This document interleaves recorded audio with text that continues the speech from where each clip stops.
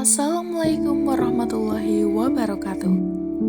Halo Sobat Mahasiswa, saya Tiara Nur Aisyah, mahasiswa program studi Sastra Indonesia, Fakultas Ilmu Budaya, Universitas 11 Maret, Surakarta, akan mengedukasi teman-teman sekalian tentang tips survive menjadi mahasiswa Islam yang Islami. Masyarakat Indonesia era dewasa ini tengah berusaha bahu-membahu menciptakan generasi emas 2045. Demi terwujudnya Indonesia emas, diperlukan pilar-pilar pembangun negara dan bangsa yang berpikiran maju. Untuk menjadi bangsa yang berpikir progresif, diperlukan adanya pendidikan yang bermutu. Dalam konteks pendidikan tinggi, mahasiswa menjadi agen yang mengimplementasikan ilmu yang diserap dari intelektual akademisi. Video ini akan membahas fenomena yang terjadi di lingkungan universitas sebagai mahasiswa Islam yang nantinya dapat menjadi agen Indonesia emas. Lantas, bagaimana langkah tersebut dapat berjalan?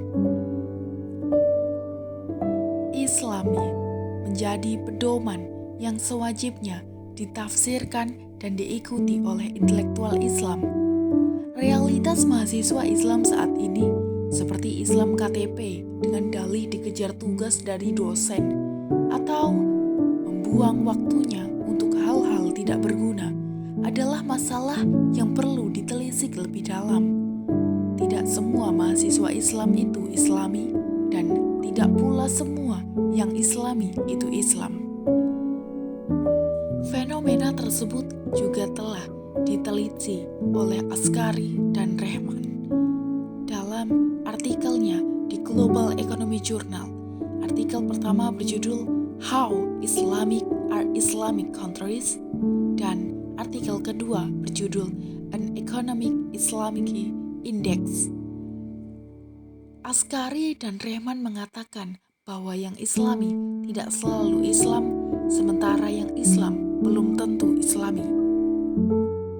Pandangan mereka mengacu pada Al-Quran dan Sunnah Nabi untuk mengetahui karakteristik negara Islami, kemudian menjadikan parameter tersebut sebagai alat teropong bagi ratusan negara. Melalui penelusuran berupa sumber utama Islam tersebut, mereka menemukan 113 kategori negara Islami. Kemudian meninjau dari 208 negara, baik negara berlabel Islam ataupun mayoritas Muslim. Irlandia dinyatakan sebagai negara paling Islami, sementara Saudi Arabia yang notabene negara Islam justru menempati ranking ke-91. Kemudian Indonesia yang mayoritas penduduknya Islam berada di urutan ke-104. Istilah Islami ini juga pernah terkenal oleh tokoh Islam dari Mesir. Konon, dulu ada tokoh Islam terkenal dari Mesir yang datang ke Eropa. Melihat-lihat kondisi masyarakat Eropa, kemudian mengomparasikan dengan kondisi masyarakat Mesir. Sang tokoh berkata, Al-Islamnu mahjubun bil muslimin, yaitu Islam itu ditutupi oleh kaum muslimin sendiri. Maksudnya, keindahan Islam itu tidak tampak karena tertutup oleh perilaku kaum muslimin sendiri.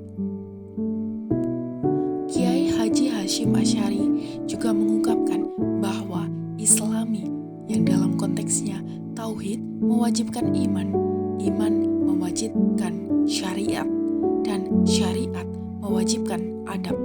Maka dari itu, siapa tidak memiliki adab, maka ia tidak bersyariat, tidak beriman, dan tidak bertauhid. Itulah pentingnya adab dalam Islam. Adab berkaitan erat terhadap hakikat dan posisi yang sesuai dengan ketentuan Allah Subhanahu wa Ta'ala. Dalam perspektif ini, aspek-aspek keadilan, kejujuran, kebersihan, kemanusiaan, keindahan, kedisiplinan, kerja keras, dan sebagainya adalah bagian dari adab atau akhlak mulia. Seharusnya Muslim dan negeri-negeri Muslim menjadi teladan dalam penerapan nilai-nilai universal tersebut. Sebab Nabi Muhammad SAW memang diutus untuk menyempurnakan akhlak. Indonesia sebagai negeri Muslim terbesar di dunia sepatutnya menjadi contoh dalam penerapan kedisiplinan, kebersihan, kejujuran, etos kerja, dan sebagainya. Inilah agenda besar umat Islam Indonesia. Dalam konteks pendidikan tinggi, mahasiswa, terkhususnya mahasiswa Islam, adalah agen dalam menerapkan agenda besar tersebut. Maka dari itu, perspektif yang perlu diterapkan dalam komparasi ini adalah kita sebagai mahasiswa Islam dapat memahami bahwa negara seperti Finlandia telah melaksanakan sebagian konsep adab atau akhlak mulia, tetapi tidak sempurna karena memang belum beradab kepada Tuhan dan Rasul-Nya. Mungkin banyak di antara mereka yang belum memahami ajaran Islam dengan benar dan tepat. Karena itu, Finlandia belum bisa disebut negara Islami. Jika kita menarik ke spesifikasi mahasiswa Islam seharusnya menjadi negara Islami.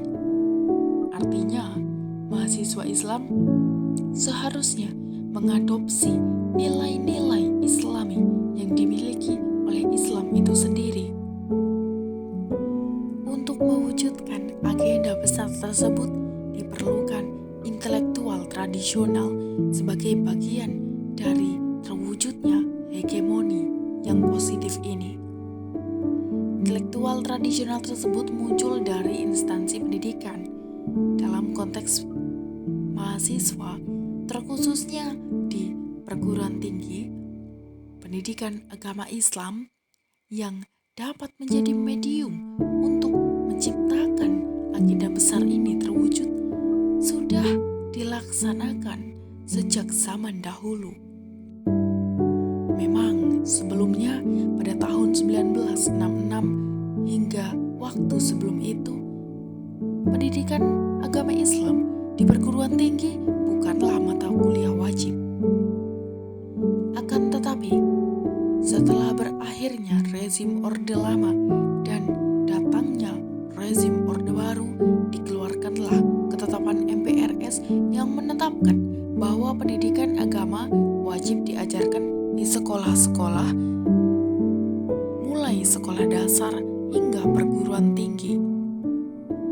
Berdasarkan Undang-Undang Nomor 12 Tahun 2012 tentang Pendidikan Tinggi, pendidikan agama Islam ditetapkan sebagai mata kuliah wajib umum atau MKWUPAI di luar perkuliahan sendiri, terutama di masjid-masjid kampus. Mahasiswa minat mendalami agama Islam dalam wadah tutorial pendidikan agama Islam oleh pengajarnya. Lantas, mengapa pendidikan agama Islam dimasukkan sebagai mata kuliah wajib di perguruan tinggi? Di luar perbedaan pandangan tersebut terdapat beberapa pertanyaan. Karena menurut psikologis manusia, makhluk teogenesis atau teis atau makhluk bertuhan, ataukah ateis, makhluk yang tidak bertuhan? Realitasnya ada manusia yang teis dan ada manusia yang ateis. Artinya, secara konseptual, ada manusia yang teis, ateis, dan setengah teis, ateis. Realitas ini terjadi di lingkup universitas. Karena sudah kita ketahui sendiri, di Indonesia saat ini moral sangat merosot. Apalagi jika kita menyandingkan pada label mahasiswa Islam. Tidak semua mahasiswa Islam Islami. Maka dari itu, pendidikan agama Islam sangat wajib diajarkan di perguruan tinggi.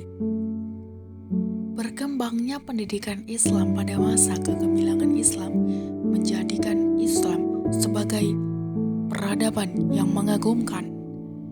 banyak tempat yang dapat dijadikan sebagai lembaga pendidikan dan banyak ulama dan ilmuwan yang muncul di bidang tafsir, hadis, fikih, filsafat, kedokteran, farmasi, optikal, kimia, dan lain-lain. Ilmuwan-ilmuwan tersebut adalah mereka yang menyatu dalam dirinya sebagai ulama dan ilmuwan. Mahasiswa Islam saat ini setidaknya wajib mengetahui bahwa perkembangan pendidikan Islam pada masa kegemilangan Islam mencapai peradaban yang mengagumkan. Maka dari itu, mahasiswa Islam selayaknya menerapkan ilmu-ilmu yang telah diajarkan dari dulu hingga saat ini. Mata kuliah pendidikan agama Islam yang dihadirkan dalam perguruan tinggi menjadi medium yang tepat untuk mengarahkan mahasiswa Islam menjadi mahasiswa Islami. Nah, sobat mahasiswa, itulah tips survive menjadi mahasiswa Islam yang Islami. Dalam konteks ini, mahasiswa Islam yang Islami sewajibnya untuk mengikuti arahan-arahan yang sesuai dengan koridor Islami. Maka dari itu, apapun yang dilakukan ke depannya oleh mahasiswa Islam akan tetap berada dalam barisan yang Islami. Itu saja yang dapat saya sampaikan dan sampai jumpa. Wassalamualaikum warahmatullahi wabarakatuh. Video ini dibuat untuk mata kuliah pendidikan agama Islam yang diampu oleh Profesor Istadianta. Terima kasih.